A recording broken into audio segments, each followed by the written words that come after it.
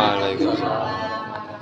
Alhamdulillahirabbil alamin wa bihi nasta'inu ala umuri wassalamu ala asyrofil anbiya'i wal mursalin wa ala alihi washabihi ajma'in. Amma ba'du. Yang kami hormati seluruh jamaah sholat tarawih yang dimuliakan Allah, dan juga imam tarawih yang selalu kita taati. Marilah kita bersama-sama membaca salawat Nabi Allahumma sholli ala Muhammad wa ala ali Muhammad, yang mana alhamdulillah pada malam kesempatan hari ini kita hingga sampai melaksanakan sholat tarawih malam keberapa itu? Malam ke-8, yang artinya kita itu sudah genap 7 hari kita melaksanakan puasa di Ramadan ini. Besok kita puasa hari ke-8. Mudah-mudahan puasa esok Mulai ini buat dino kemis nih, Rabu ya. sampai akhir. Kemis Nah, di sini saya akan menjelaskan tentang keutamaan sahur. Sahur itu adalah 6 berarti. artinya ini senantiasa kita lakukan bersama-sama ketika melaksanakan ataupun akan melaksanakan puasa di bulan Ramadan ataupun puasa-puasa yang lain. Diriwayatkan oleh Nabi Sallallahu Alaihi Wasallam, kata sahur karena sahur dilakukan. Jadi diriwayatkan ataupun diambil dari kitab Bukhari dan Muslim bahwa di situ ada perintah. Nabi SAW bersabda, sahurlah, karena sesungguhnya sahur di dalam sahur itu terdapat suatu berkah. Nah, berkah yang dimaksud di sini menurut Al-Hafidz Ibnu Hajar Al-Asqalani menjelaskan bahwa sesungguhnya innal barakata tujuannya salah satu makna, bahwa sesungguhnya berkah itu kembali kepada 3 makna. Jadi berkah yang dimaksud di sini ketika kita melaksanakan sahur itu ada 3 makna. Makna yang pertama seperti apa? Al-makna al-awal, yaitu barakatun fi taqwiyatil badani min ahli shaumi. Yang pertama adalah berkah di dalam menguatkan badan ketika di siang hari di bulan Ramadan.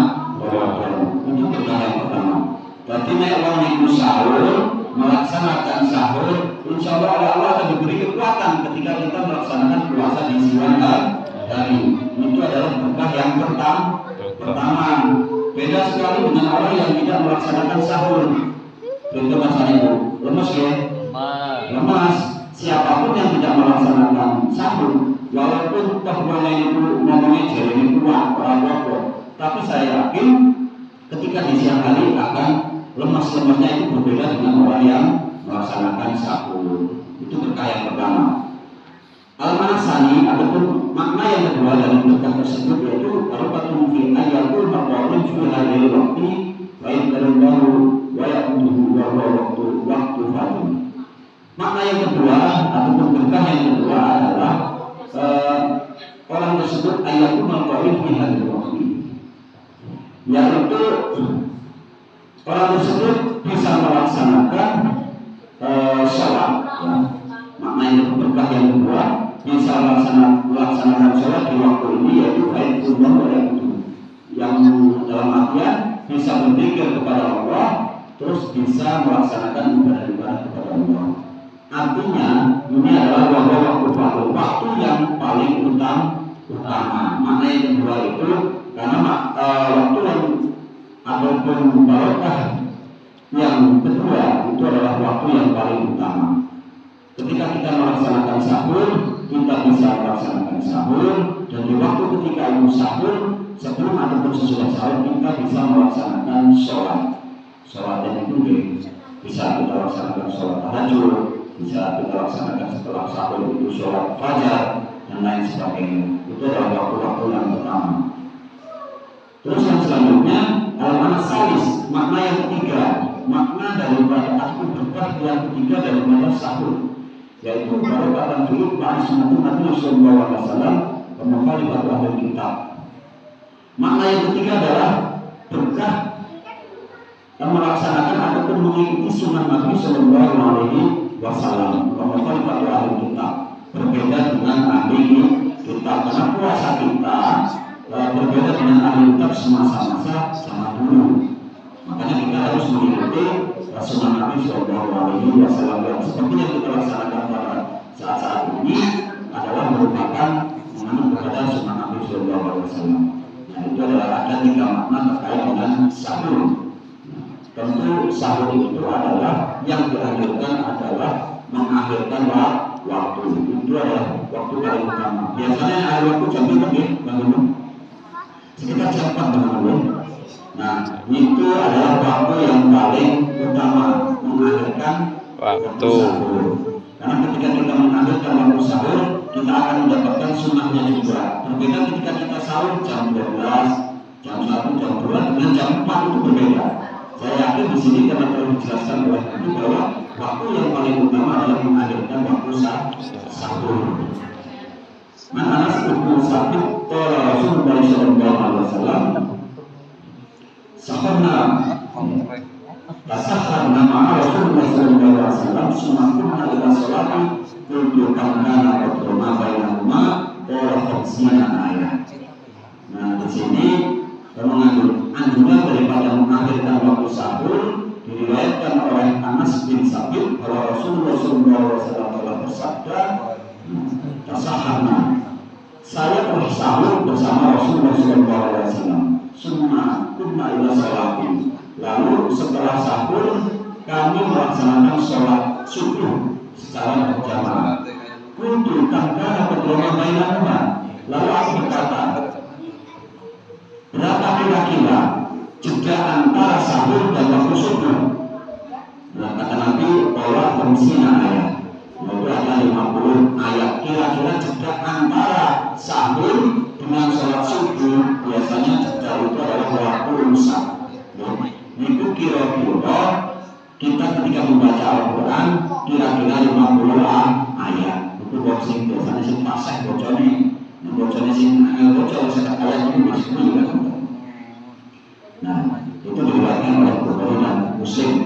Nah, ada juga perbedaan apa itu sahur dan apa itu suhur. Jadi sahur dengan suhur beda Bapak Ibu.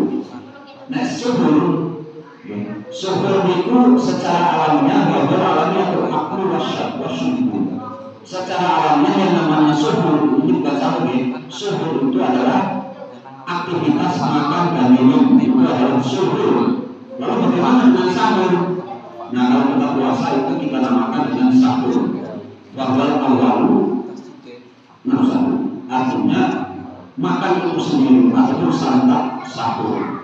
Jadi sahur yang dimaksud di sini berbeda dengan kata-kata suhur. Nah, perbedaan ini kalau kita perbandingkan atau kita samakan dengan bahasa yang lain seperti hanya tuhur dengan kohur.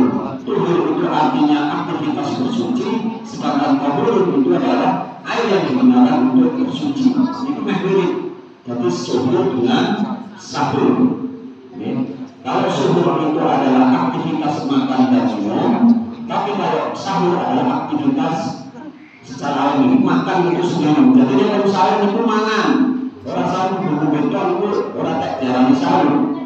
Sebenarnya sahur itu mana menikmati ataupun santap sahur. Nek makan positif, minumnya juga mengikuti itu. Artinya minum seadanya. Itu mungkin yang bisa saya sampaikan. Artinya kita bisa mengambil hikmahnya daripada sahur itu sendiri, sehingga sunnah daripada sahur itu sendiri kita dapatkan, sehingga kita akan mendapatkan lebih pahala di bulan Ramadan ini. Dari saya Ibnu Siratal Mustaqim, Assalamualaikum warahmatullahi wabarakatuh. Waalaikumsalam.